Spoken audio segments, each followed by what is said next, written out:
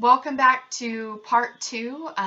Again, I invite you to just open your heart to the rest of this session today and to really just feel whatever you need to feel to connect with what is happening with these youth today. Your role in their life is essential and could literally change lives, change trajectories, which will therefore change our community. And so I just invite you to open your heart as we conclude part 2.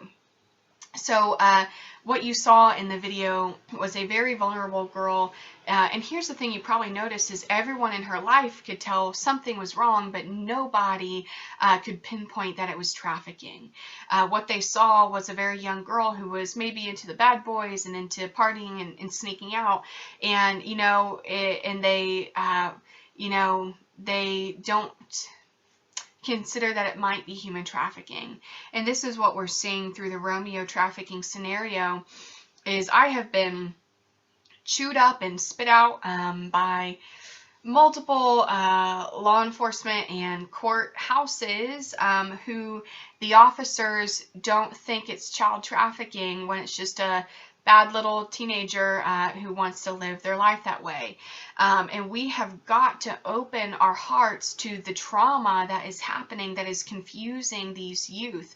Because here's the thing, when nobody in your life has loved you, when you have been abused since you were a child, and someone comes along and says, I get you, I get it, I haven't had a tribe either, I haven't had family either, but I have your back and I'll take care of you and I'll never let you down, I'll be everything you need, and traffics them, because that's the solution. We have got to open our hearts to the surrounding trauma that is locking youth into trafficking.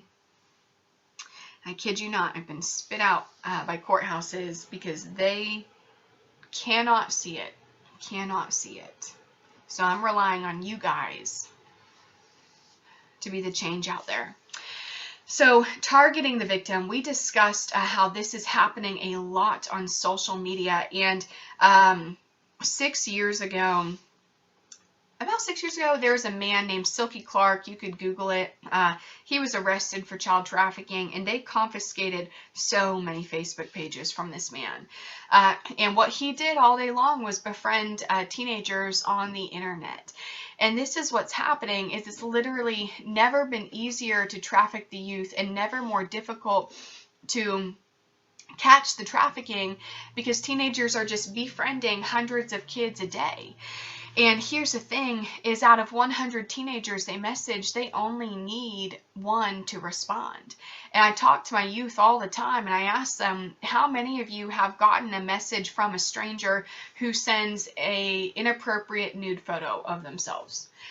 Every child in the room, in the prevention classroom, raises their hand, and I'm like, okay, what did you do? And they're like, well, Kara, we blocked him. And I'm like, great.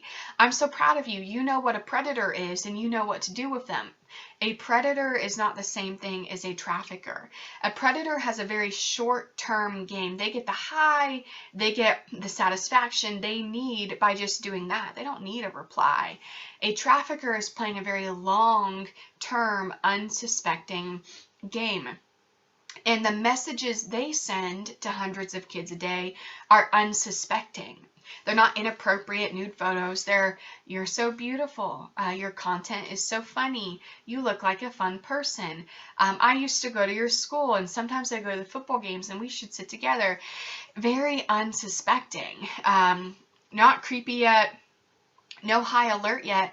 And so kids are responding. And here's the thing, is maybe you just say hi or thank you, but out of 99 kids that didn't respond, and the one that did, you opened a door for the trafficker to continue coming back. 99 kids shut it, one opened it, guess who they're coming back to?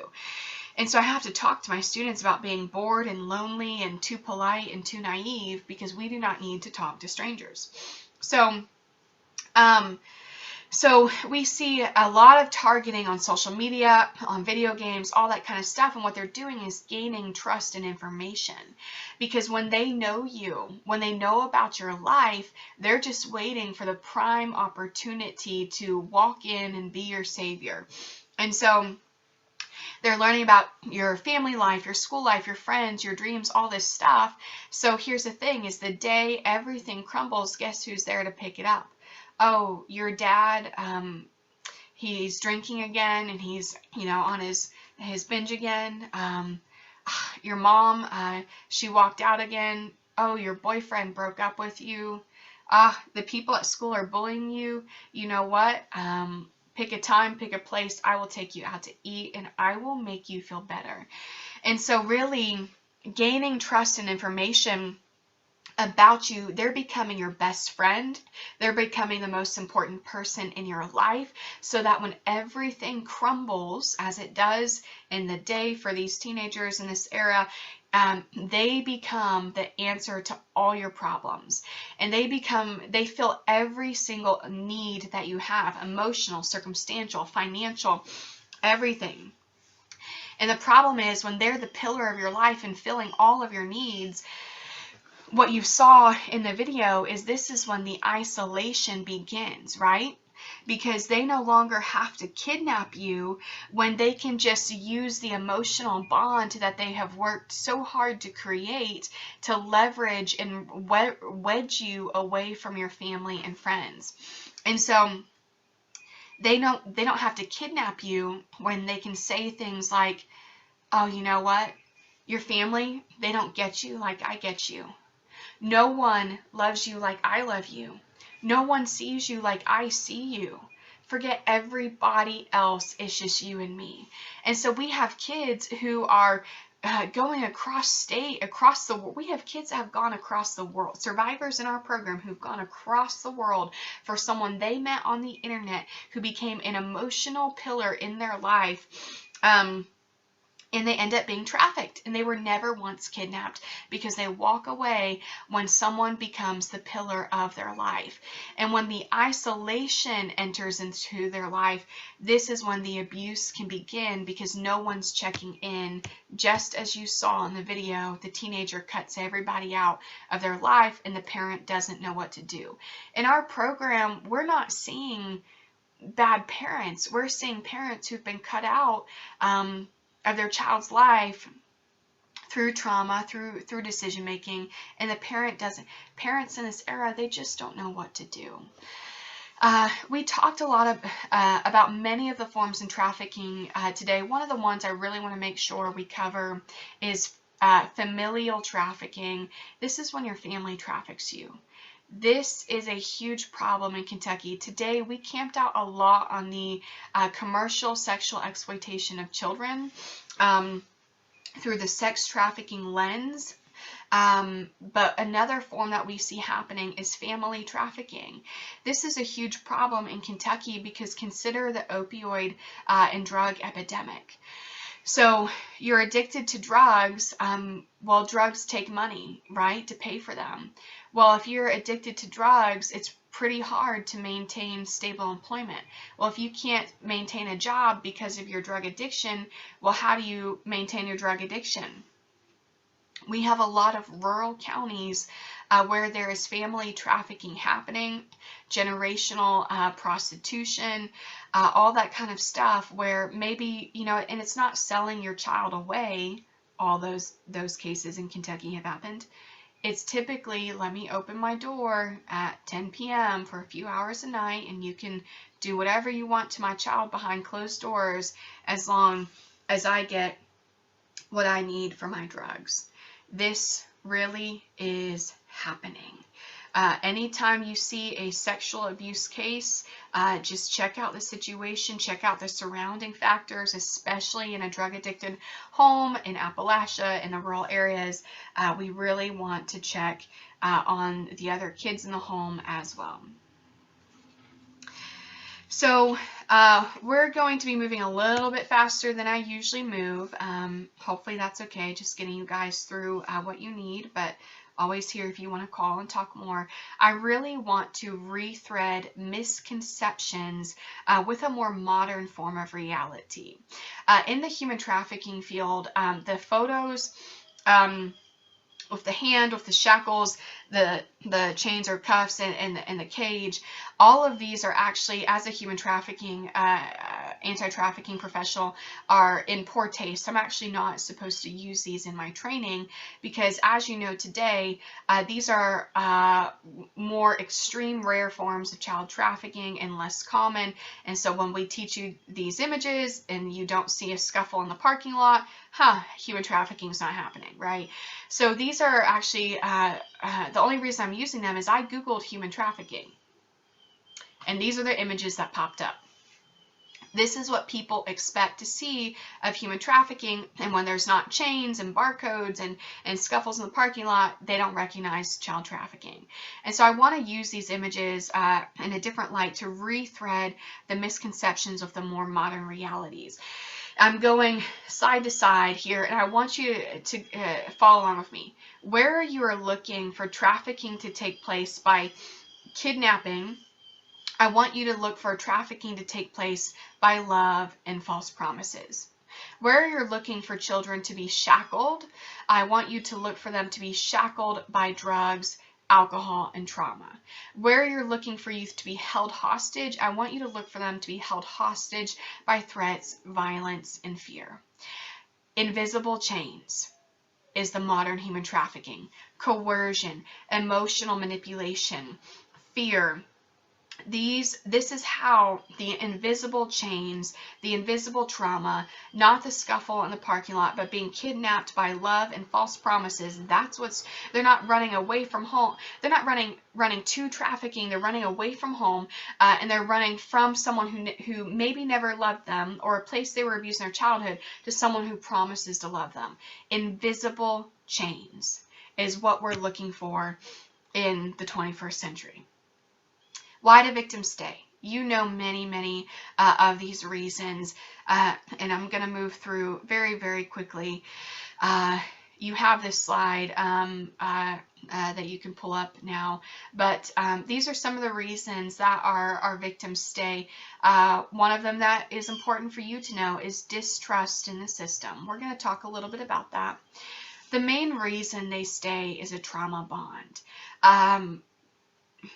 I'm trying to make sense of things for you today.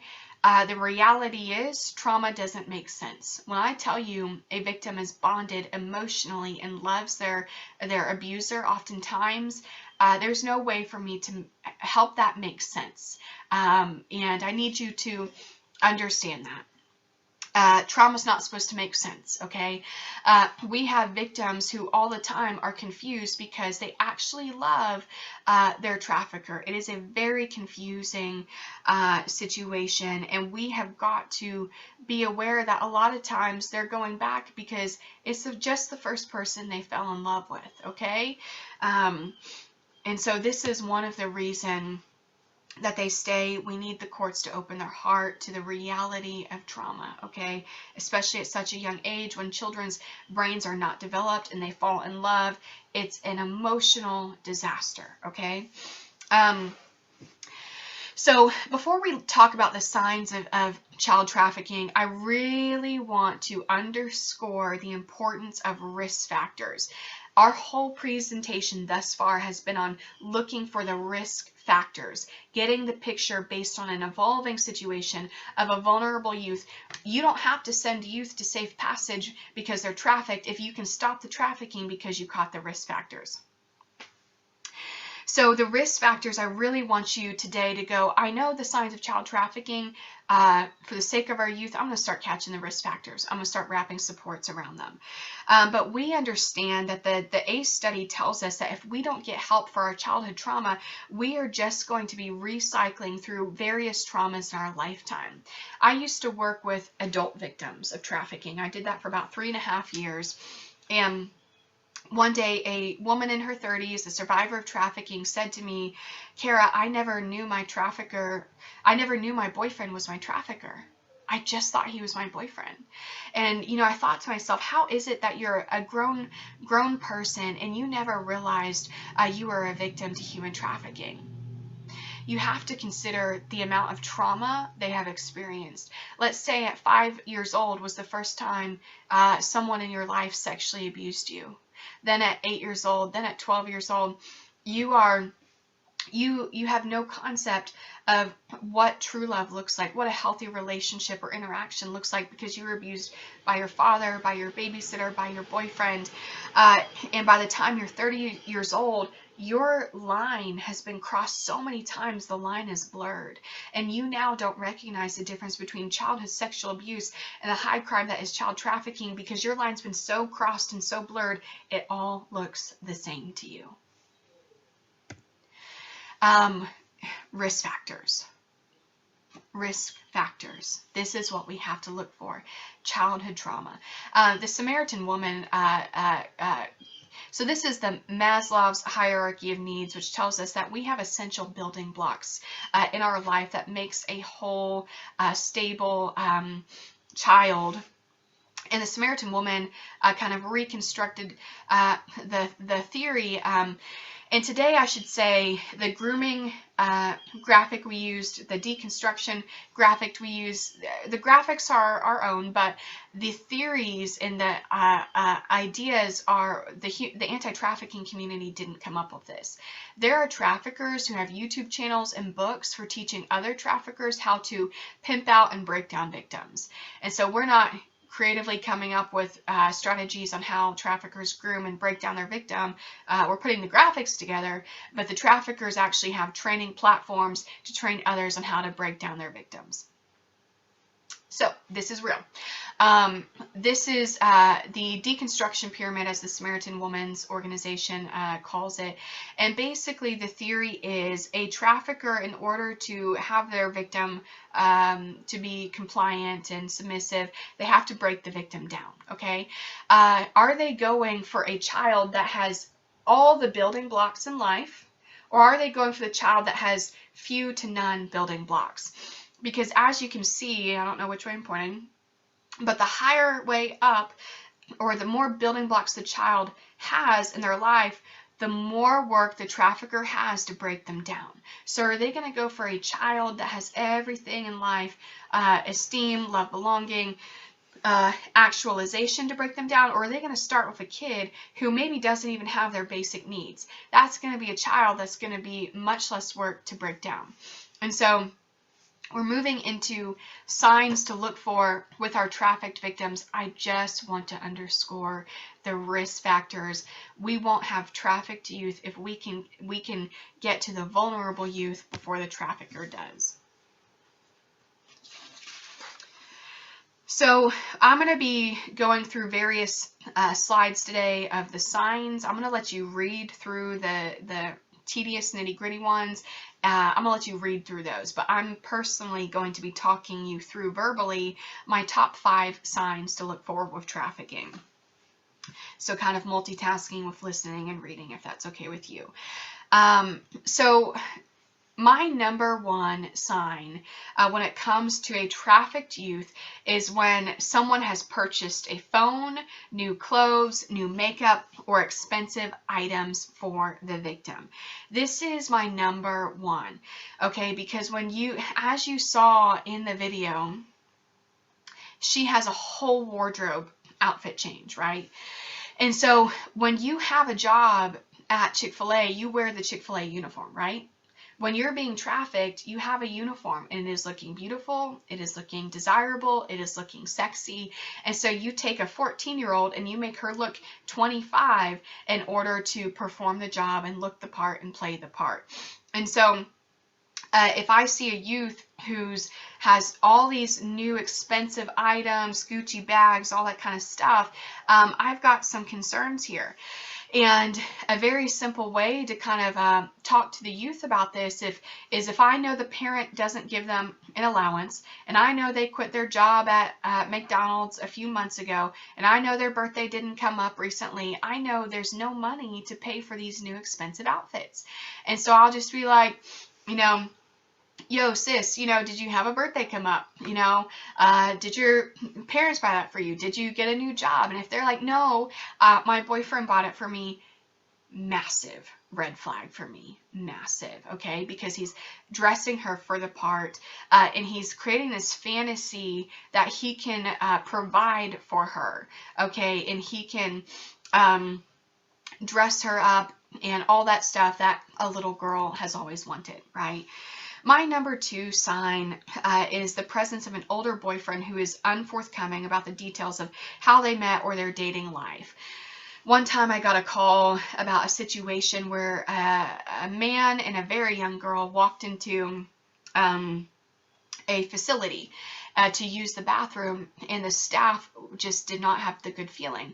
And so when they separated for the bathroom, the women pulled aside the young girl and were like, "Hey, sweetie, how old are you? Where are you from?" Well, guess what? When they pulled aside the man, she said, "I'm 16, I'm from yada yada, we're on vacation because whatever." He said, "She's 18, we're from whatever, and we're doing." The stories did not line up. Anytime you have stories that do not match, that sound rehearsed, that aren't lining up, the kid doesn't know where they are. These kids, a lot of times, they're going from city to city to city because that's the lifestyle, and they don't know what city they're in because they've been in 5 cities in 1 week, okay? Any of those signs are huge, huge red flags for me. My number 3 sign, if they're flighty. If they're staying at someone else's house and they're not going home, they're running away, they're absent from school, these are huge red flags. The youth that we work with are runners. And when they run, guess where they're staying? Guess who's opening their door? Oh, that nice man who's 38 years old. All that kind of stuff. Or the sweetie they met on the internet who's now, oh, we're in love. No, it's an age-inappropriate relationship. You are being trafficked. And, I want to sell my body because, that's how my mom made her money and that's how I make my money. No, he's using you to traffic you. So anytime they're flighty, they're not going home, huge stints of running away, truant from school, these are huge, huge red flags. Many of our youth are failing school, are truant, all that kind of stuff. So my number 4 is signs of multiple sexual partners, UTIs, vaginal issues, having sex, but guess what? Having so much sex, she's so sick with UTIs and vaginal issues, that tells us one thing. She's having so much sex and no one cares about her health. The story I told you about the 16-year-old who goes into the counseling office and says, "I've been having sex for years and I want to stop," or "I've been selling my body for years and I want to stop." Guess what? We realized the nursing office in her school, she was coming in for condoms, for STD appointments, for UTIs in the nursing office every week. And the nursing office did not catch it.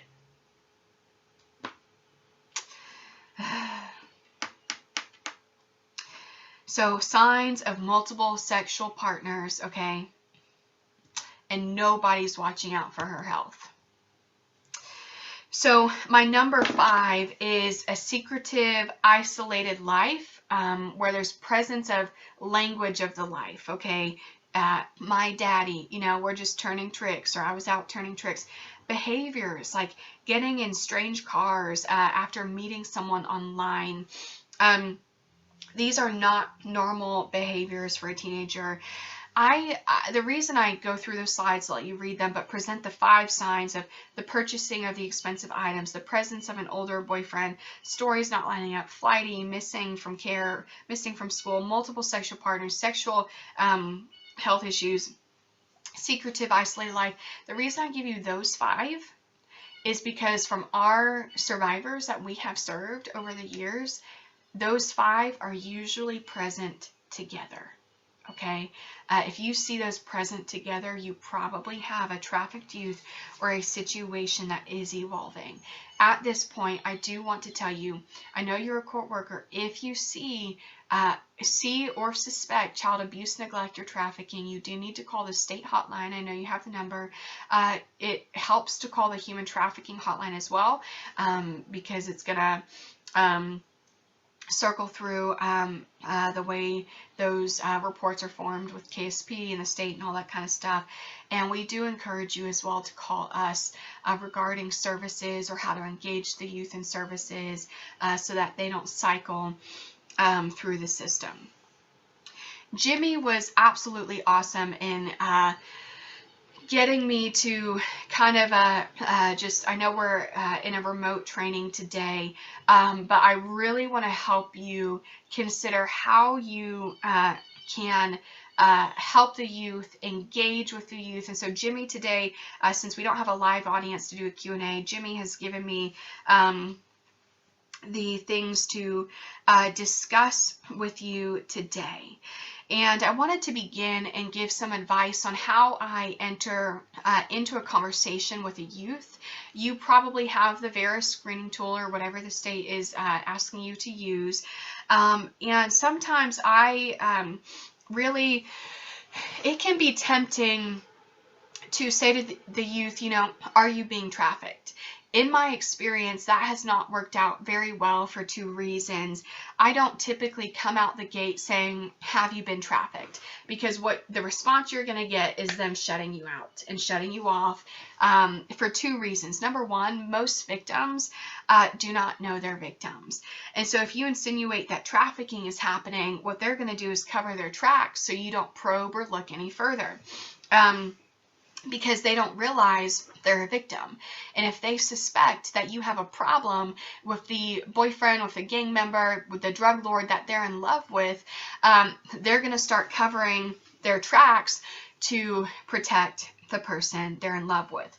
Which leads me to point number two. I don't come out the gate asking, are you being trafficked, sweetie? Because if they're bonded to their trafficker, they will lie to cover that person. And so if you just say, hey, I need to ask if you're being trafficked, you're going to put them into defense mode when you need them to be honest and vulnerable and truthful. And instead, they're going to shut off and shut you out to the situation. So I kind of ease into the situation and look for surrounding clues and factors before I take the plunge and just go into the trafficking conversation. And so I'll ask about their living situation, where are you living and how are things at home? And if from their answers, I find out that they've been living with anyone besides their guardian, especially a new boyfriend, that's the red flag for me. If they've been couch surfing, partying with a boyfriend, spending long weekends away from home at party scenes, isolated, dependent on the trafficker, if they're not being trafficked, there's a good chance something is evolving. I ask about their relationships. How's mom? How's dad? Are you still good with your friend group? How's the soccer team going? This is just a good conversation starter, and you're looking for clues. And if you have any sense that there's been abuse or neglect, something at home, a breakdown in their family or friend relationships, you want to narrow in on isolation, on abuse, on things that may be making a child desire to leave home and run away and search for a better life because their current life is not working for them. You want to identify those things that are making them vulnerable to being groomed, and any new breakdown in their life you want to look into. I asked about their romantic partner, and this is a big one.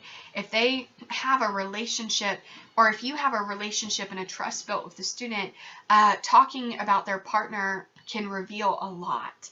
And what I might say, I don't go in, you have to be very careful how you go in. Don't be suspicious, tell me more about your boyfriend or the person you've been talking to, and legitimately express interest in them. Express that you want them to date a good person, and ask questions in a non-judgmental, non-threatening manner, and you can learn a lot. How old is your boyfriend? How did you meet? Where is he or she from? How long have you known them? Do you have mutual friends? What's their job? And there are a lot of red flags you could pick up on from those answers. If the person is older, even by a few years, if they met online, if they have no mutual friends, no trustworthy connection to vet the person. Does the student seem to be dodging those questions? Do they seem to be rehearsing lines that they've been fed, like they've been told to say, told to hide the situation? Those are going to be big red flags. And if the student is spending the night, living with them, okay, the student is being groomed to isolation and getting them dependent and emotionally bonded to the trafficker. The work situation, you know, where are you working? You know, because if they have, you know, all these new things, or something seems out of place, you know, where are you working? Oh, okay. Do you owe anyone for money? Do you owe money to anyone for rent, for food, for essential needs? You know, who manages your money? You know, do you have your own bank account? Anything where I pay my boyfriend for rent. I pay my daddy for, not the real daddy, the trafficker daddy. It's street terminology. Do you manage your own? Anyone who manages their money and it's not the child or not the parent, big red flag. Okay. And you know that because if they're showing up with expensive items and the money trail's not, you know, going back. You know, we had a youth who was being trafficked because she worked at the drive-thru of McDonald's, and her trafficker came through thinking she was cute, swapped numbers, bada bing, she's being trafficked a week later. And things that don't make sense, like a homeless youth, a drug-addicted youth whose nails are always fresh, all that kind of stuff. Guess what? They're being paid to look pretty and do dirty things, okay? So just checking in on these behavioral things can truly reveal a lot without a screening tool, and can get some truthful answers before going in to taking the plunge of the trafficking conversation needs to happen. How can you get the youth to be truthful without making them freak out or suspicious about the conversation that's about to take place? I hope that was helpful. Okay, Jimmy says, can you offer any insight on how our youth from this population may perceive our office or workers or process? I want you to keep in mind that these kids do not consider the court to be their friend. We all know that. But we all also know the truth is that we are here for them and we are their friend. And that is the truth, but to them it's not the reality right now. And I want you to consider that it is not in your best interest to badmouth the trafficker in the situation, because if they are emotionally bonded to their trafficker, you saying, hey, that scumbag, why are you with him?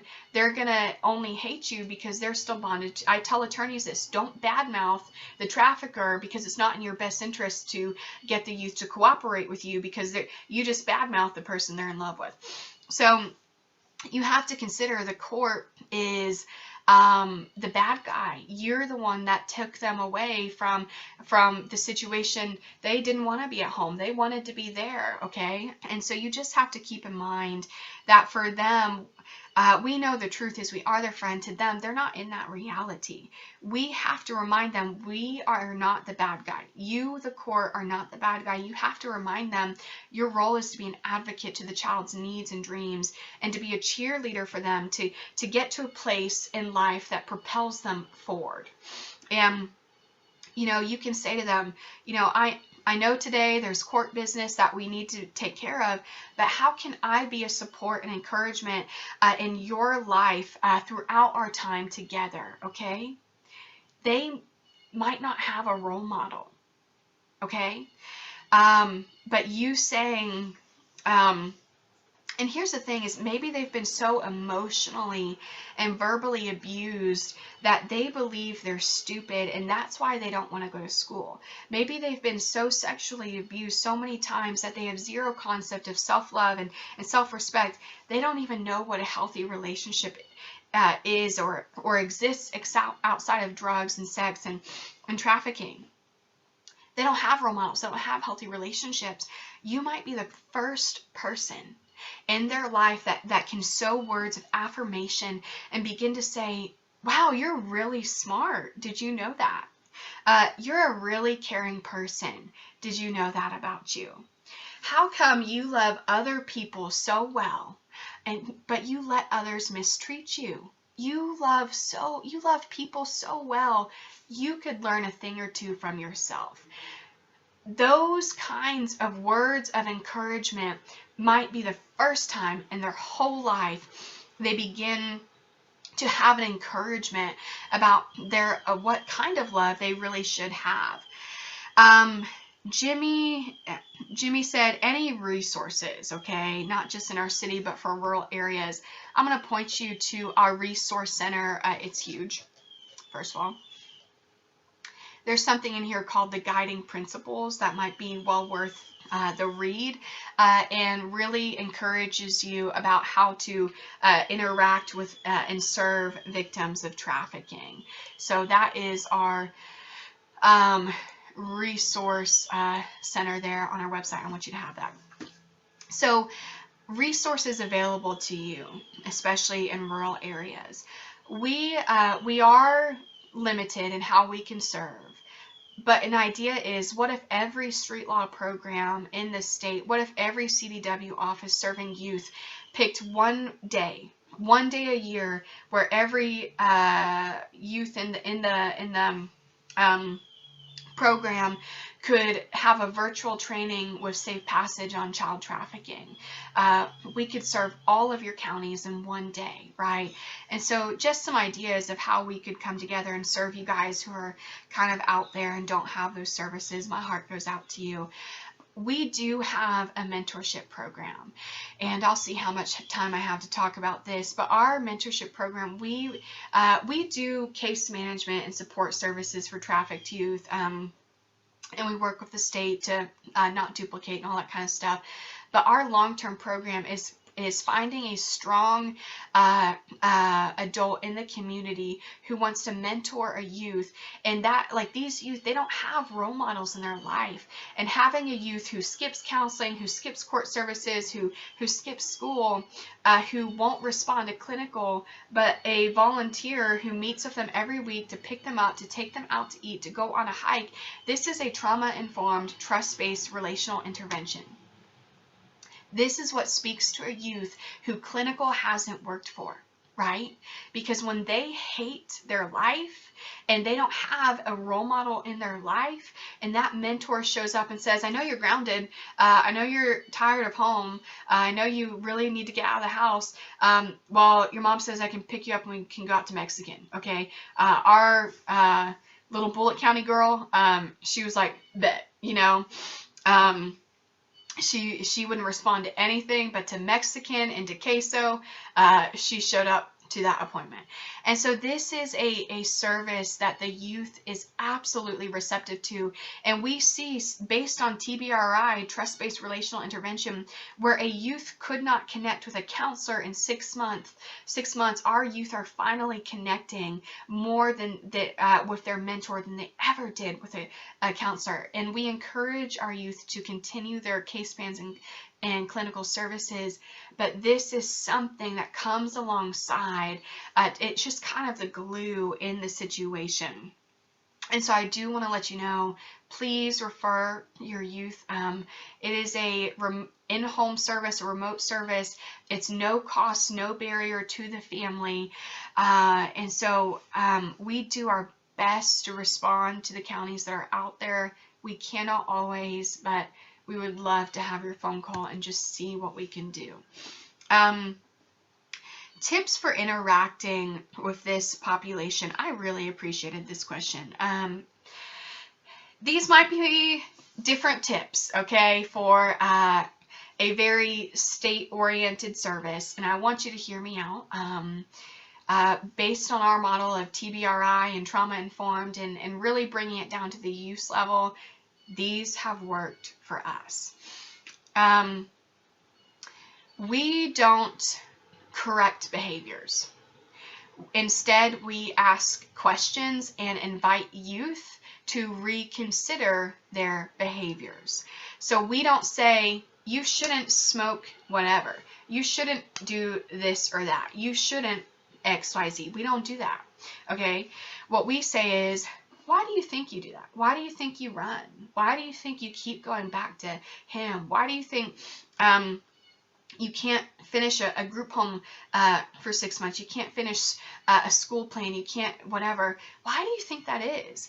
Okay, we have youth who are involved in gangs and they're having threesomes and they don't even want to, but they're doing it. And one of our you know, we nickname our kids. I said, you know, we said Pinky. We never say, Pinky, you shouldn't do that. We say, you know, Pinky, I know you really love your boyfriend. So why is it that you have threesomes when you really don't want to do that? And she's like, I don't know. I guess because to please him, or I'm scared of what he'll do if I say no.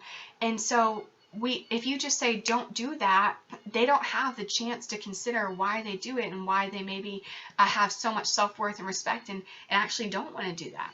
Okay, so give them the option to consider why they do things instead of telling them it's bad for them. And what you're doing is letting them do some self-discovery and considering what's behind the behavior. An impressionable youth may have fallen in love with this person. And so you really want to be careful of saying, Joey, your daddy, he's terrible, he's trash. Why are you with him? Because they're in love, okay? And you don't want to badmouth him, because here's the thing. Even though Joey trafficked her, he's been there for her. He has seen her through things. And sometimes what happens is youth are confusing that just because a person has been there with you, that does not mean that person has been there for you. Perhaps they think, we met when my parents divorced and my life crumbled and he was there with me and we were partying and drinking and having sex and doing drugs and it was a vice and it helped me and he's seen me through so much and he's been here with me.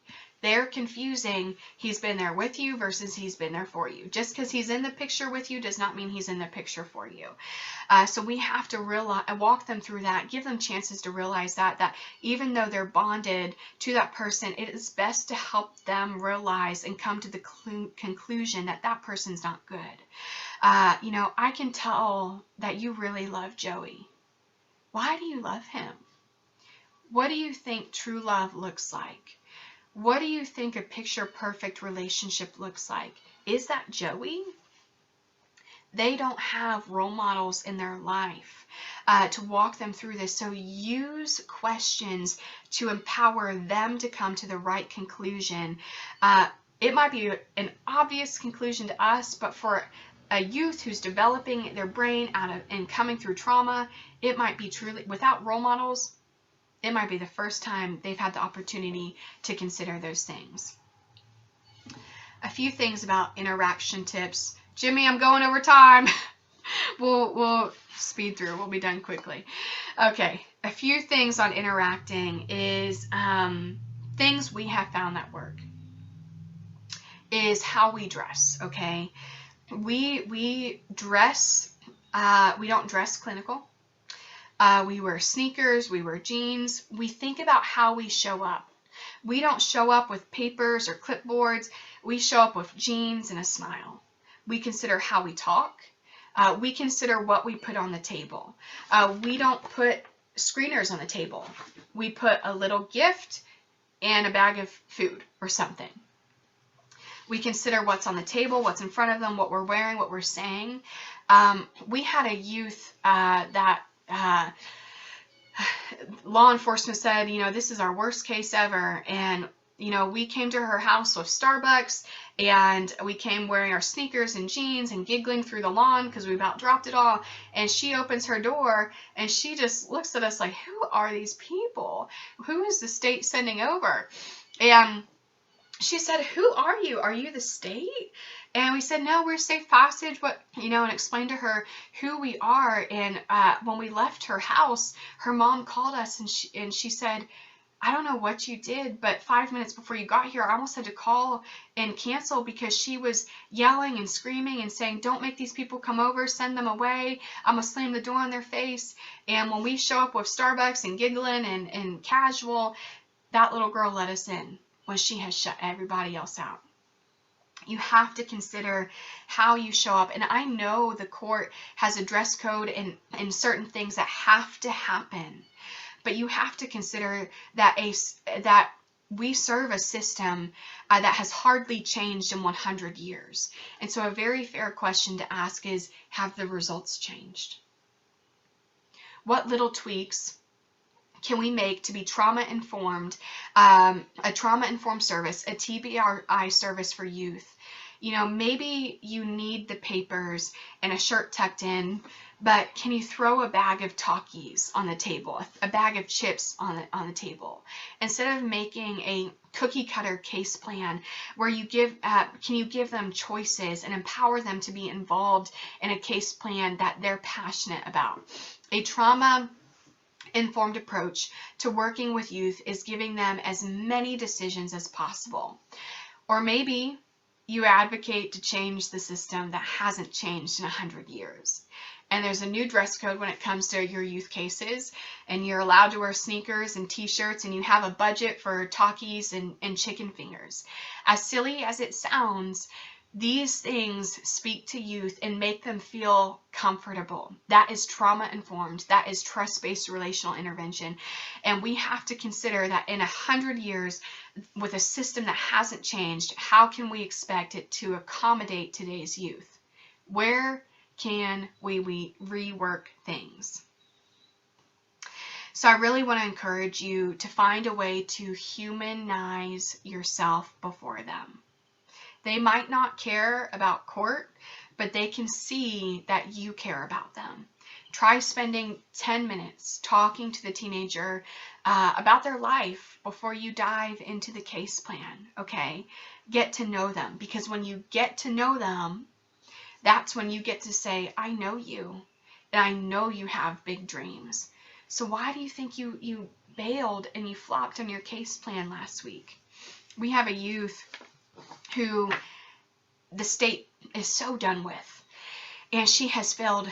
She has given up prematurely on every case plan, every program, every commitment, and she self-sabotages. And last month, one of our mentors, the social workers explained what happened, and she was about to be kicked out of another group home, and the girl gets in the mentor's car, and she says to this DJ, it's her nickname, she said, DJ, I've known you for 9 months. Okay, you do this every time, and you self-sabotage, and I know there's more in you, and there's more in your life. And why do you think you do it? Why do you let people in the home trigger you and cause you to fight? Fight for yourself. And she gets in the car, and she's like, DJ, we're gonna practice right now. When I smack talk you, when I whatever you, ruffle your feathers, what's your response? I'm more important. I'm walking away. They practiced in the car on the way back on scenarios, on things to say, on de-escalation techniques, on fighting for yourself instead of fighting other people. And this is the power of mentorship in our program, of everything we talked about today, and how you can involve more of these approaches in your work. And so I just want to encourage you guys that you truly are the shift in these youth's life. And I am working with youth today who've been trafficked because of your advocacy and your grit to not give up on these youth. And I really thank you for bearing with me on this remote training today. I thank you for the hard work that you probably don't get paid enough for, thanked enough for. Jimmy and everyone involved, I thank you for bringing me on today. I really just want to encourage you, if you suspect you've come across these youth, don't wait until it's too late. Let's get them a mentor in their life. To work with them. We have seen youth quit running. We have seen youth quit fighting. We have seen youth believe in themselves, stop selling their body, stop doing drugs, go into healthy relationships because a mentor entered their life and believed in them. And so we just invite you to learn more about Safe Passage, to call us, email us at any time, thank you for this opportunity to get to be with you today. You can tell I believe in what you do, and I know you're the bridge for possibly these youth to actually have hope in their life. So I just did want to encourage you as we conclude, and thank you for your time today.